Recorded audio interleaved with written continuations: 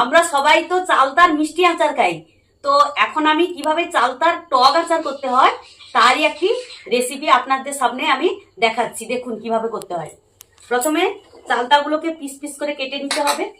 কেটে নেওয়ার পর এখানে মশলা হিসাবে আমি কালো সর্ষে, সাদা সর্ষে, জিরা আর ধনে হাফ ডাস্ট করে এখানে গুঁড়ো করা আছে।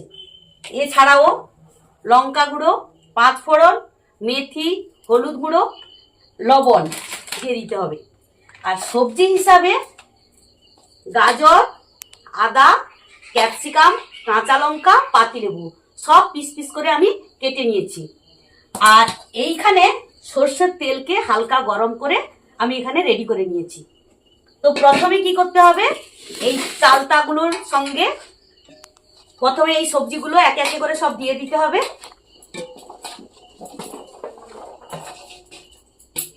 এরপর এই মশলাগুলো দিয়ে দিতে হবে। একে একে আমি পাঁচ ফোড়ন, মেথি গুঁড়ো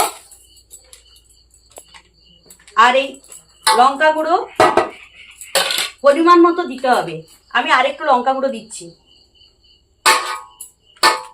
আর হলুদ গুঁড়ো দিতে হবে পরিমাপ মতো। এবারে স্বাদ মতো লবণও দিয়ে দিতে হবে।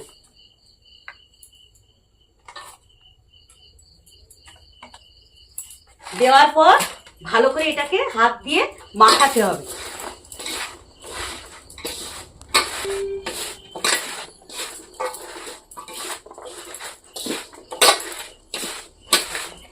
সম্ভবত আরেকটু লবণ লাগবে, আমি আরেকটু লবণ নিয়ে নিচ্ছি।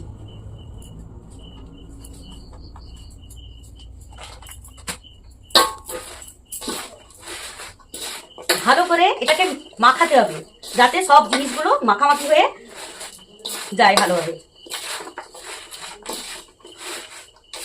এই আচারটা কমপক্ষে 1 মাস যদি তেলের মধ্যে ঢুকিয়ে রাখা যায় তো পরপর ওটা এই চালতাগুলো নরম হয়ে যাবে এবং খুবই খেতে টেস্ট লাগবে। ডাল ভাতে তো জমেই যাবে। ভালো করে একটু দাবাই করতে হবে, বেশ ভালো করে একটু দাবাই করতে হবে। আর একটু লঙ্কাগুলো দিদি, রঙও হবে বেশ ভালো।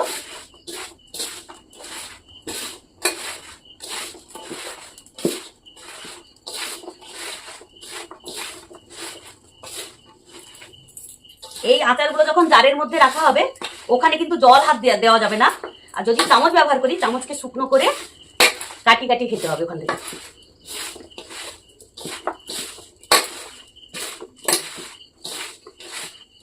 এইবারে পুরো মাখানো হয়ে গেছে ভালোভাবে।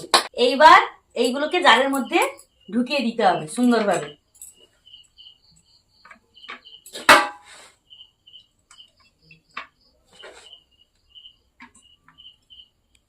এটা যদি জল হাত না দেওয়া হয় তো বহুত দিন এই আচার সুরক্ষিতভাবে থাকবে।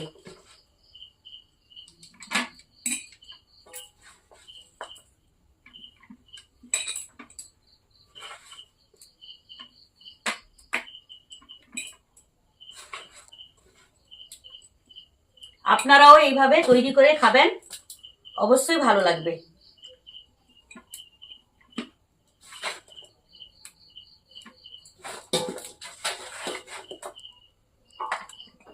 এরপর এর মধ্যে তেল ঢেলে দিতে হবে।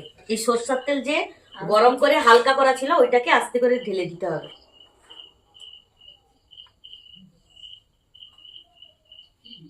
সুন্দরভাবে ঢেলে দিলে পুরো জার ভর্তি করে ঢালতে হবে যাতে এই চালতাগুলো এই তেলের মধ্যে ডুবে থাকে।